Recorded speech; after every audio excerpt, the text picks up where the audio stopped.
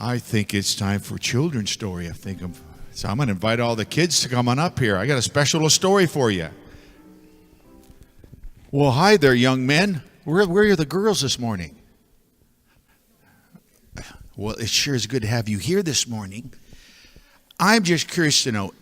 I'm thinking you're probably 9 or 10. How old are you? 8. Oh, boy, you're a big 8-year-old. And how about you? Almost 10. How about you? Tomorrow's your birthday? Well, happy birthday. What's your name? Pascal. Well, let's all say happy birthday, Pascal, today on the way out, huh? How old are you, young man? I'm 7. And how about you? Boy, you look like a professor here. 10. When I was 10 years old, I had a brother that was 9, a brother that was 8, a brother that was 7, and my oldest brother was 11. So it was 11, 10, 9, 8, stair steps, no sisters. Tell you what, my mom and dad deserve a gold medal because we were stinkers.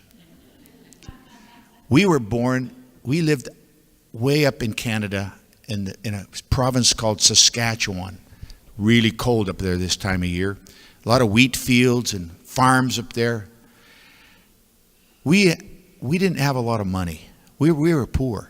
We lived in a little 2-bedroom house. My mom and dad had a bedroom, and then the 5 of us, we had to share one bedroom. It was crowded. But we didn't know we were poor. You know why? Because we were happy. We loved singing together, and living on a farm was just so much fun. But there's something that we love to do every spring. And I see up there in Saskatchewan, they got a snow up there yesterday. And now for the next 4 or 5 months, it is cold. And the snow comes, you better know how to dress really, really well. Well, when the snow melts, what we would have my dad do, he would drive to the town. It was 3 miles away. He'd drive real slowly while me and my 4 brothers, we'd walk along the side of the road in the ditch. It was a gravel road on each side of the ditch, and we would look for money. Now you're going, huh? The young man goes, yeah, we were looking for money in the ditch, on the side of the road. Oh, it wasn't like a dollar bill or a quarter. It was empty beer bottles and empty pop bottles that people would throw out their window in the farm country. They didn't have litter bins. And so we take those bottles, we put them in the trunk of the car. We get to that little town, and there was a little Adventist man there that had a little store. It was called Lushik's store. We go in there, and for about 10 cents, you could fill up a bag of candy. 3 little black licorice for a penny. 2 jawbreakers for a penny. Can you imagine? I know I'm old, but that's okay. But we loved to go in that store. And then on the way home, here we are stuffing our face with licorice and candy. And my mom and dad said to us one day, you know what, boys? I think you need to save some of your money, and you need to save some of those bottles. We could probably just do something special with it. Okay.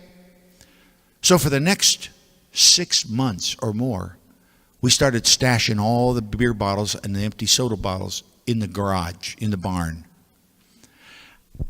And then, wouldn't you know it, about a month before Christmas, all of those bottles disappeared. And we thought somebody had stolen them. We were so mad. All that hard work, walking on them ditches, back and forth miles, and somebody taking all our bottles, and they're going to get the money, and we're not. Oh, we were upset. Well, now it was Christmas morning. My dad had a smile on his face. He said, boys, Santa Claus came last night. Dad, we know there's no Santa Claus. Oh, well, somebody came last night, and there's a couple of presents for you on the porch. Really? No, we didn't celebrate Christmas in a big way. We had just a little tree, and we'd use Mom and make a special meal. Well, we go out to the porch, and wouldn't you know it, there were 2 of the biggest boxes out there you could imagine. One of them was about this tall and about this wide. We couldn't wrap it. It was just in cardboard. Well, man, we brought that thing in the house, and we're tearing into that thing, and whoa, are you kidding me? Now, we had this really cool hill just about 100 yards from our house. It was the greatest sledding hill in the world. And what was in that box was a toboggan. Now, you know what a toboggan is?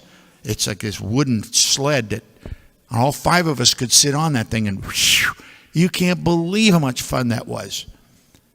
Dad and Mom, oh, thank you, Dad. Thank you, Mom. Oh. But then there was another box. We go and opened it up. Oh, are you kidding me? Every boy's dream when I was 10 years old was to have their own electric train set. And it was a Lionel train set. And we hooked that thing up, and man, it was figure eights, and we again, we went and hugged our mom and dad. Thank you so much. We didn't expect to have this for Christmas. And then my dad turned to us and he said, you better not thank us. You better thank each other. Huh? What are you talking about? Yeah, you need to thank each other. Remember all those beer bottles and pop bottles you thought somebody stole? Yeah. Well, I took them and I cashed them in. I went down to the Sears and Roebuck catalog and I ordered these things for you. And so you guys really raised the money for these gifts yourself. What? I mean, 2 pennies here and a penny there, and we're able to get a toboggan and a train set? And I got to thinking about that. It's kind of the way it is every Sabbath when you come to church, and in your Sabbath school class, they pass around a little offering plate, and they say, this is going for missions. They're going to build a school in Africa. Well, you think my 25 cents is going to do any good? Or my 50 cents or $1?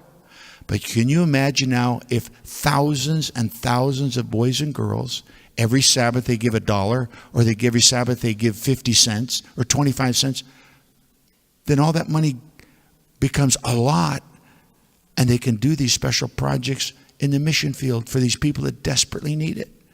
So when that offering plate comes around on Sabbath morning, and it's for missions, just think, I can't build that school myself, but I got a lot of other friends that are going to help me do it. So a little bit becomes a lot when you put it in the hands of God.